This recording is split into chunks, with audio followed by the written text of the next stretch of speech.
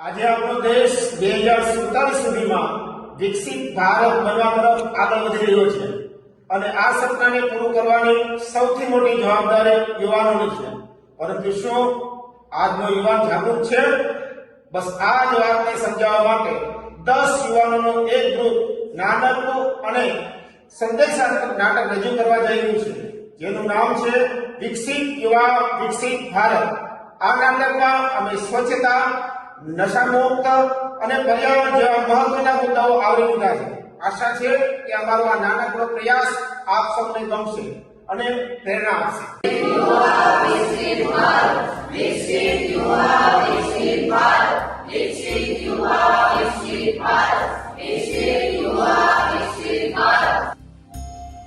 અરે યાર, આ રીલ્સ અને સોશિયલ મીડિયા સિવાય જિંદગીમાં કઈ બચ્યું જ નથી.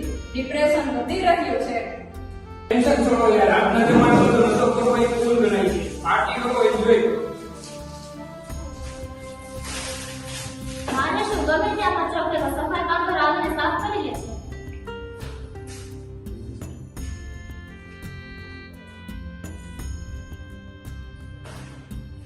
પ્રકૃતિને બચાવો, વૃક્ષો વાવો, પૈસા કમાવો, પર્યાવરણની ચિંતા જ કોને કરવી છે?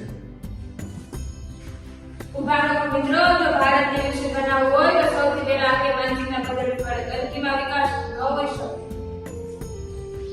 સત્ય વાત છે. ગાંધીજીએ કહ્યું હતું, સ્વચ્છતા ત્યાં પ્રભુતા.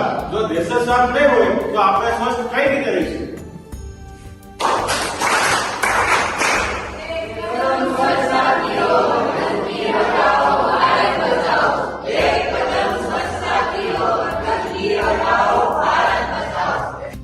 મને મારી ભૂલ સમજાઈ ગઈ છે. કચરો હંમેશા કચરાપેટીમાં જ નાખવો જોઈએ. એટલે હું કચરો હંમેશા કચરાપેટીમાં જ નાખીશ.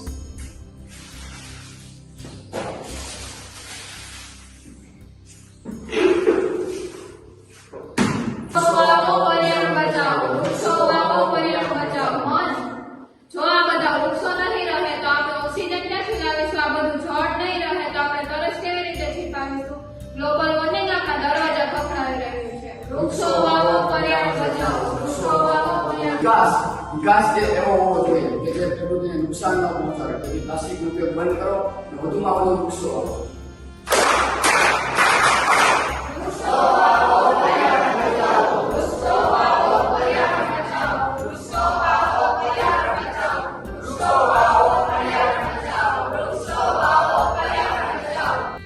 હું મારું વૃક્ષ ઉગાડું છું અને સંકલ્પ કરું છું કે હું આજથી વૃક્ષો વાવીશ અને પર્યાવરણને બચાવીશ.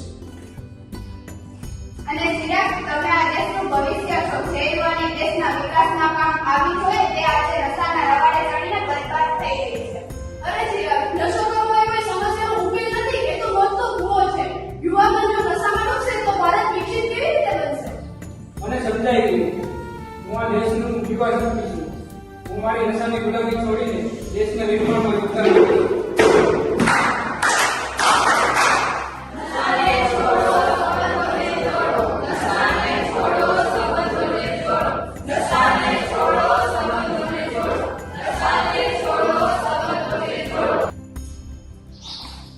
સિદ્ધાર્થ, કેમ આમ મોઢું લટકાવીને બેઠો છે?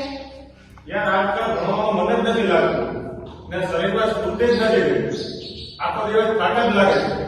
અરે, તારી આ બીમારીની દવા અમારી પાસે છે. ચાલ મેદાનમાં થોડું રમીશું અને કૂદીશું. જ્યારે પરસેવો વળશે ત્યારે આળસ આપણો હાથ ભાંગશે. અને આ રમત પછી 10 મિનિટ તું રોજ યોગ અને પ્રાણાયામ કરીશ એટલે તારું મન શાંત અને મગજ કોમ્પ્યુટરની જેમ દોડવા લાગશે. વાત તો તારી સાચી છે હો. ચાલ આજથી રમત અને યોગને આપણી જિંદગીનો હિસ્સો બનાવી દઈએ.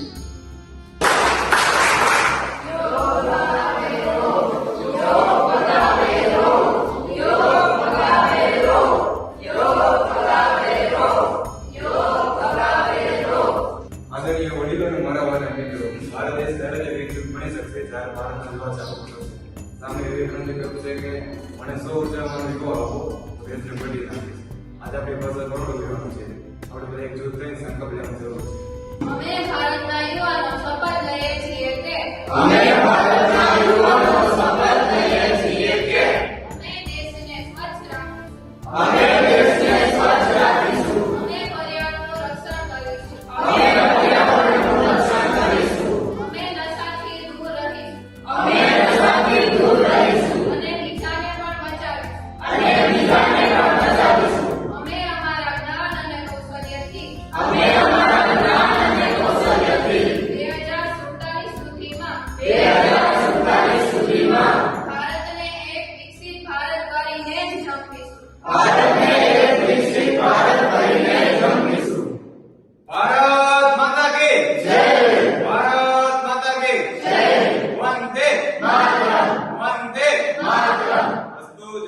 भारत। उम्मीद है आप सबको हमारा नाटक पसंद आया होगा।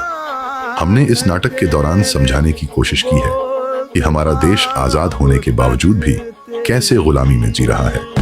गुलामी हमारे लत की गुलामी, इस सोच की कि एक पेड़ काटने से क्या हो जाएगा।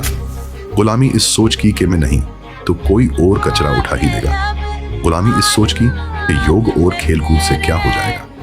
एक बार ये सोचो कि उस दिन वीर भगत सिंह हमारे राजगुरु और सुखदेव ये सोच के आजादी की जंग ना लड़ते कि मैं नहीं तो कोई और क्रांति कर ही देगा, तो आज हमें यह 3 वीर देखने को नहीं मिलते। दोस्तों, शुरुआत हमेशा एक से होती है, बाकी 99 अपने आप जुटते जाते हैं।